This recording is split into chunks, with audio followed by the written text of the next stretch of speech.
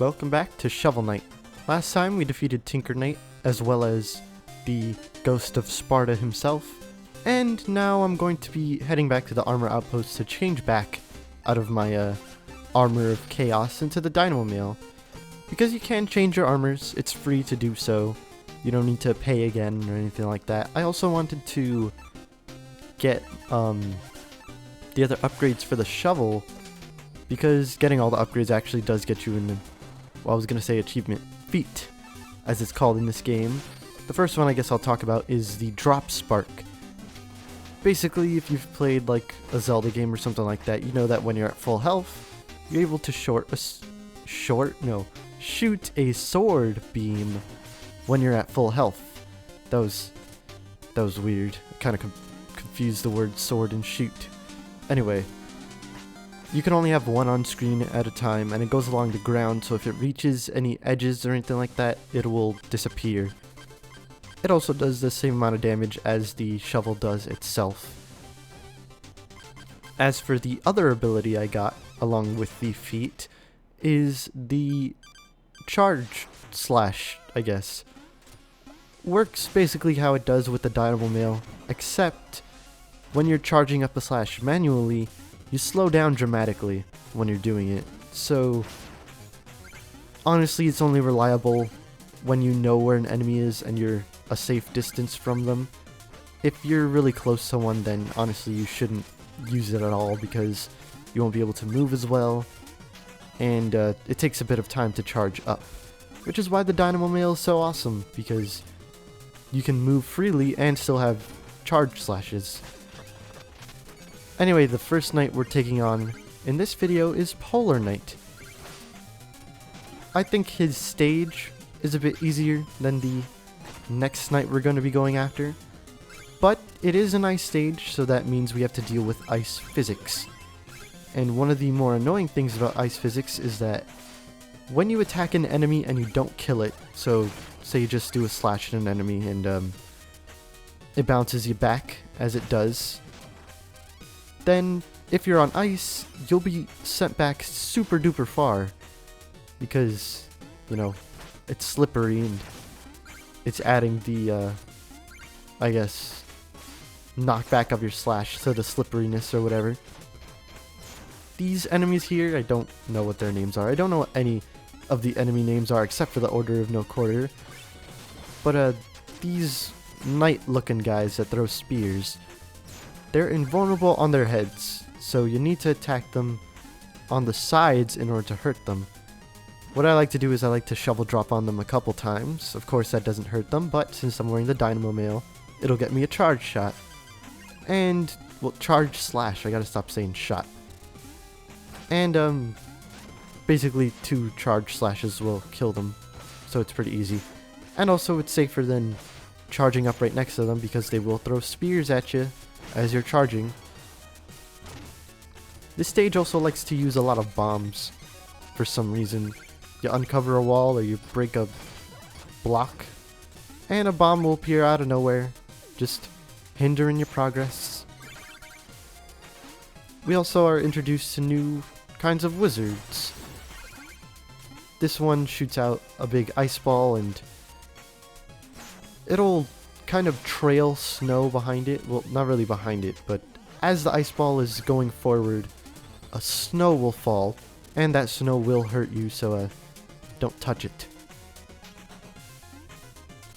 As for what I just did right there, I used the phase locket to get some money. It was a very small amount, but I did so anyway, because the feat for using the phase locket is one that you can't really get in the stage that you use the phase locket. Either the stage that you get it, or the stage, like the extra stage where you have to show off your skills with it. The feat for the phase locket is for getting a lot of money that's on spikes, basically. So, kinda turn the phase locket on, walk on some spikes, and then grab the money. It's pretty self-explanatory, but the thing is, you need a lot of money in order to actually get the feat. And I do mean like a lot, like probably more than a few thousand. So it's a feat that I'm not going to be getting during this playthrough, because it's just too much money to ask for, honestly. Another mechanic that they're teaching you in a very, very safe environment, which is, I don't know why I stated that. Maybe I'm just trying to sound smarter than I actually am. Right there were snow platforms kind of hanging in the air. If you touch them, then they will fall to the ground and cover up the spikes for you. They usually, well, not usually, they do fall faster than you fall. So they'll probably touch the spikes before you do, and you'll be able to walk on them safely.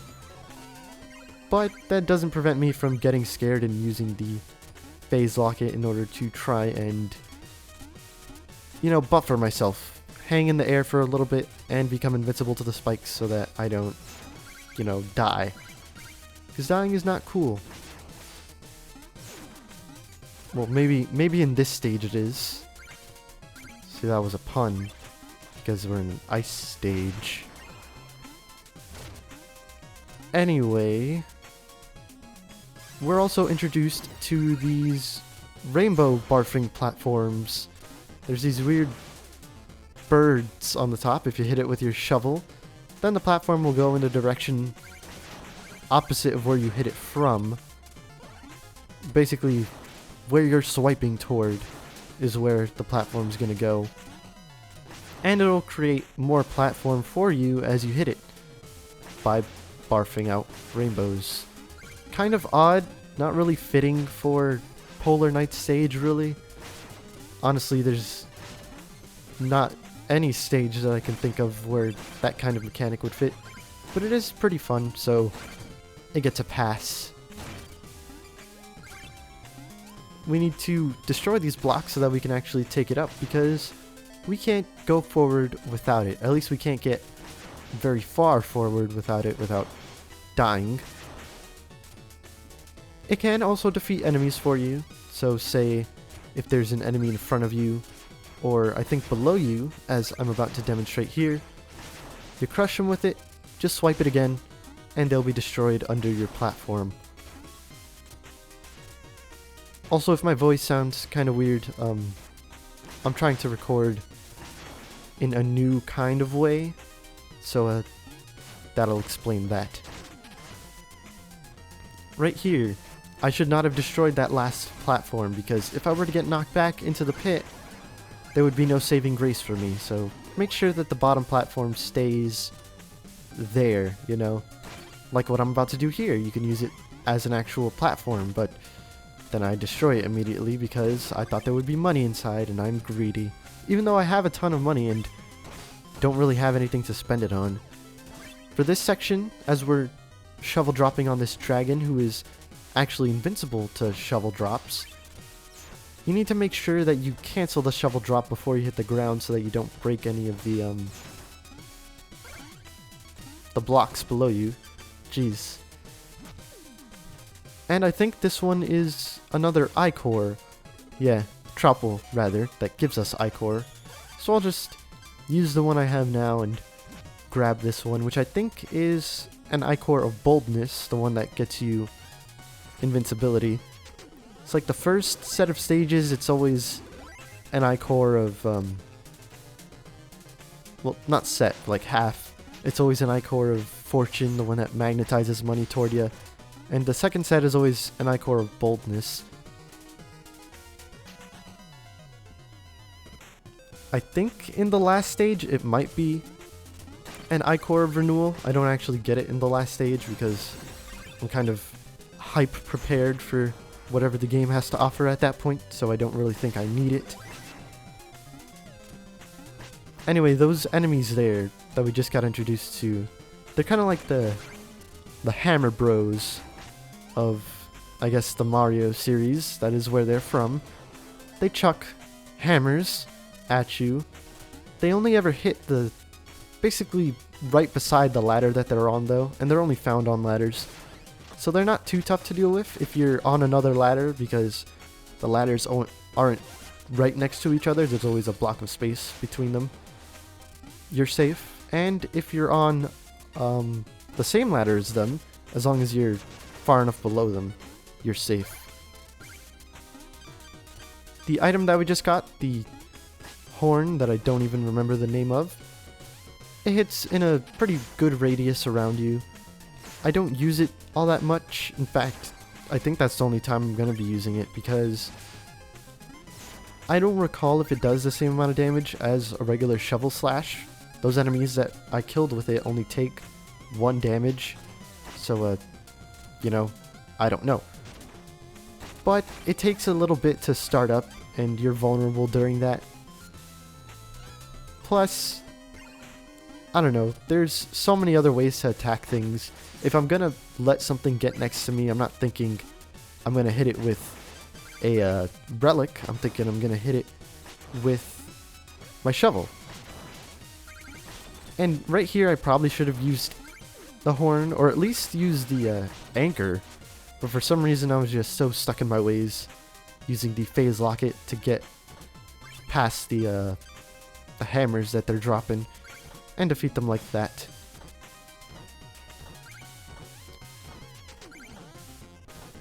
Also, with these dragons, I didn't say it, but you can't actually kill them. You need to hit them from the side. You don't actually have to hit their bulbous chin thing in order to kill them. If you hit them in their tail, well, I think usually they'll turn around to look at you anyway, but hitting them in their tail will kill them as well.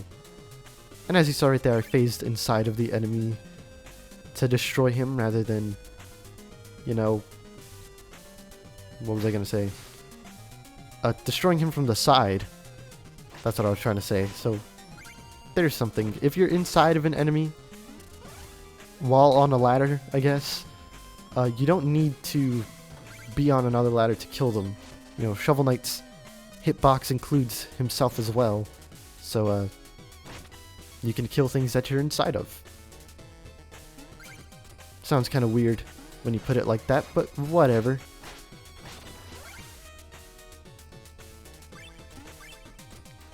Back on the charge shot, it's just so lame in this game. Like, in a game like Mega Man or, I don't know, Metroid, a charge shot is so useful in my opinion. I always have one charged, just stored up in case I need it for something, and then I could basically immediately destroy whatever comes up to me, you know. I don't really care about the charge sound, which a lot of people seem to care about. Well, then again, when I play video games, as I might have stated before, usually I'm listening to like something in the background, a YouTube video or something like that, so I have the volume on whatever system I'm playing on very low. And also, you know, I think it's just a courteous thing to not have the volume up so that I don't annoy other people. But, as I'm trying to say, charge shots in other games are super duper useful. You can move at full speed while using them, and even another character that we're going to be playing as has a pretty useful, well, very useful charge shot. But Shovel Knight here just, it's kind of lame without the Dynamo Mail. You can use it in certain areas, but it's more something you have to plan to use, you know? You can't just hold it willy-nilly and go to places. And that's talking both with the Dynamo Mail and the regular charge shot, because the Dynamo Mail is limited in how long you can hold the charge, and the charge shot is limited in that you can't move while using it. So, you know, lame charge shot in this game. Well, at least for Shovel Knight.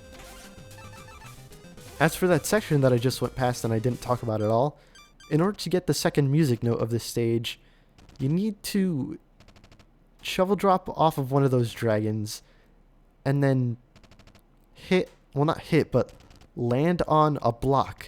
The thing is, that block is a dirt block essentially, so you can destroy it.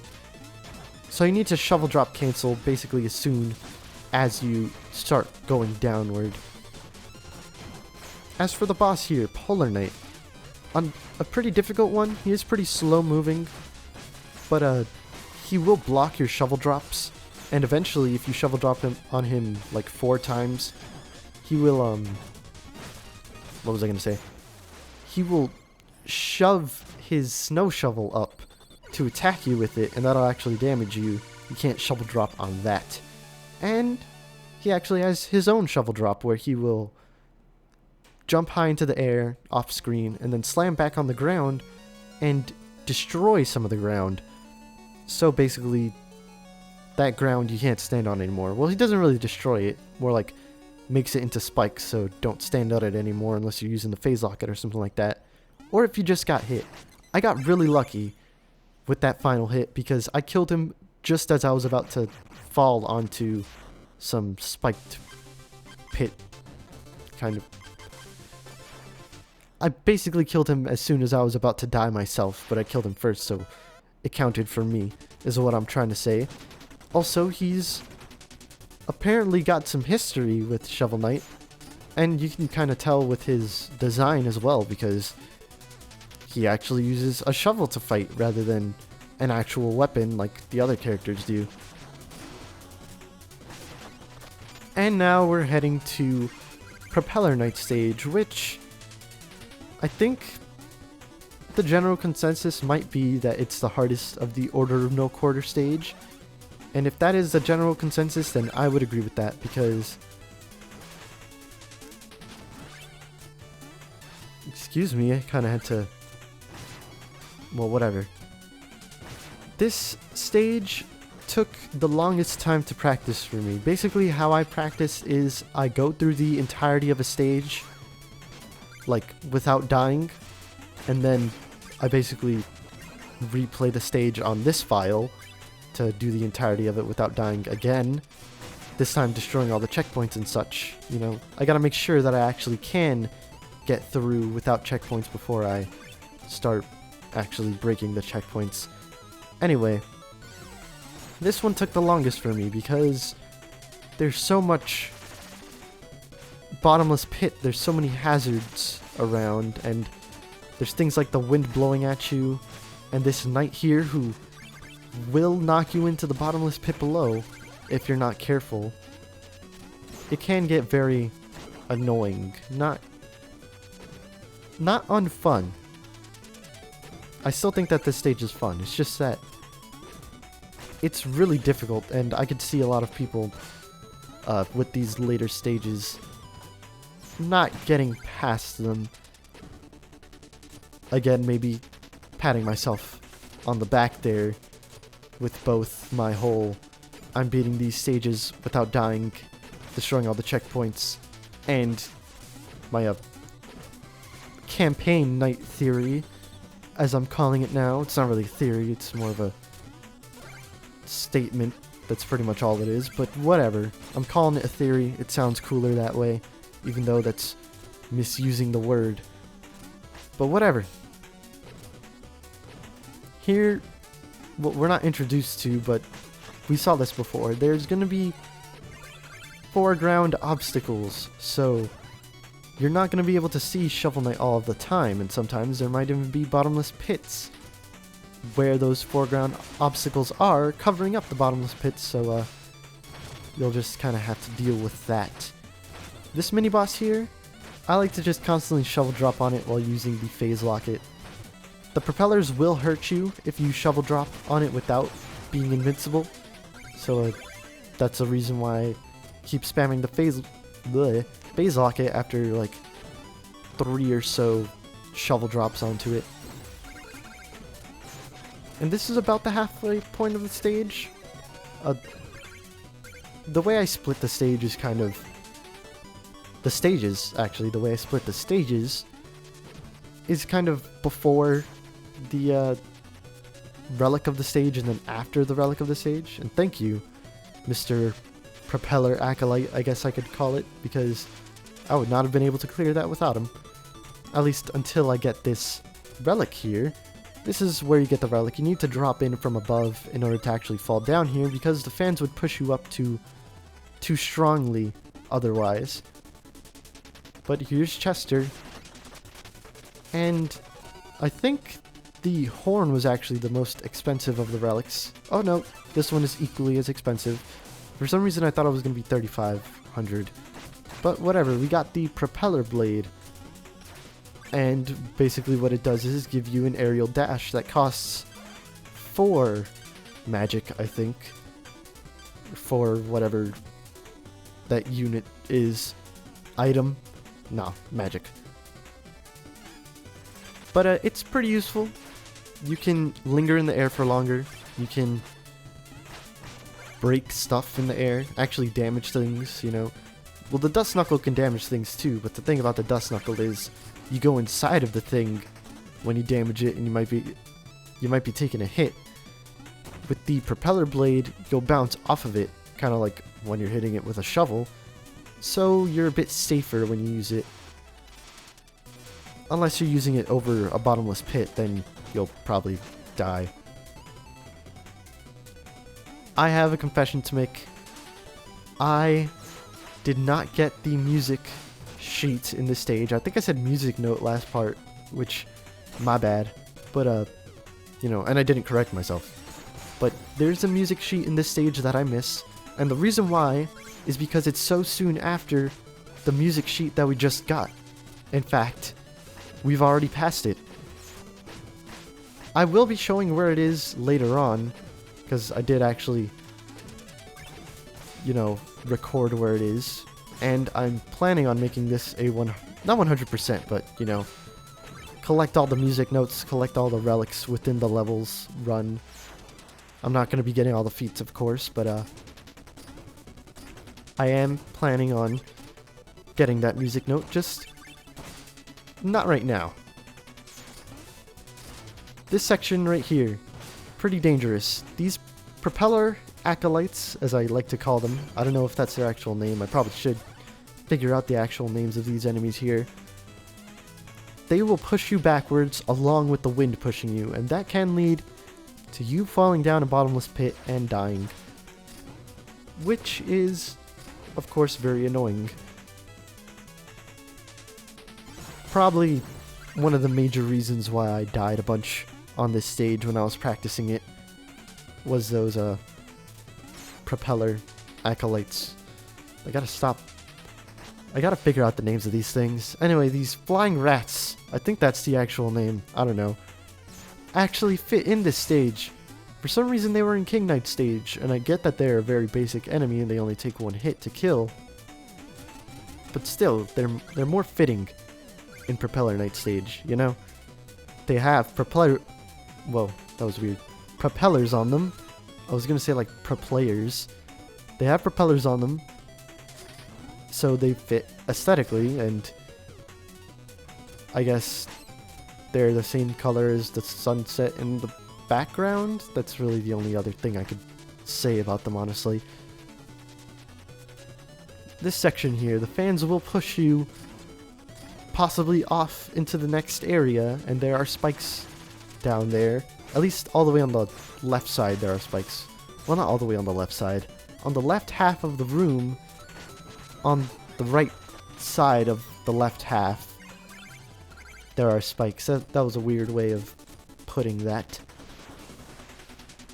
And now we're getting into the up and down wind section. That's really all I can call it.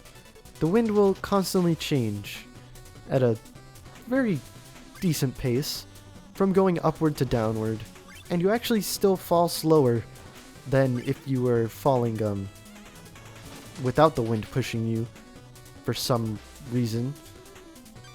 But be careful on when you decide to move forward and when you decide to hang back, because there are pits on the ceilings and bottomless pit on the floor.